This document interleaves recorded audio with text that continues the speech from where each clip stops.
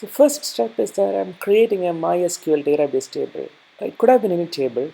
Here I'm creating a stock code table and populating a couple of rows into the table, as you can see through the MySQL workbench. So the next step is that you go to the command prompt and type APIC loopback to create a loopback project. Give it a suitable name. In this case, I'm giving it stock codes.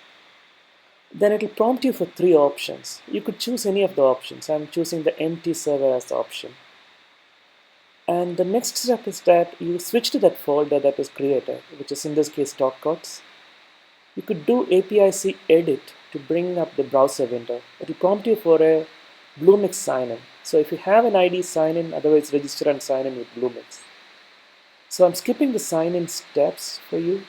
The next is that you create a data source. In this case, I'm creating a data source to connect to my MySQL database. I'm giving it any name. You have to drop down and select a connector. As you can see, there are various connector options available. So the MySQL connector is not installed, but you could install it from the browser itself. So here it's doing the connector installation. It's finished now. Then you can enter the various parameters such as the host name, port where the MySQL database is running, user, password, and the database schema. So with that, you can save it and you can see that it's trying to connect. So once the connection is successful here, you could go ahead and generate the database models or the loopback models in this case.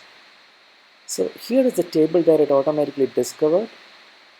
You could select all fields and generate, or in this case, you've selected every field. Click on the generate button to generate the model or the loopback model.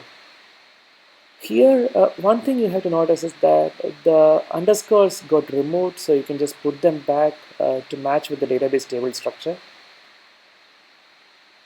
And one of the fields has to be an ID field. It need not be a unique value, but one of them has to be an ID field, so keep that in mind. Save it. And the next step is that you have to start the micro gateway, in this case the embedded micro gateway. So on the bottom of the browser, you could click on the start button. So it's running now. You could go to the explore view. For example, select the get operation, which will preview all the fields.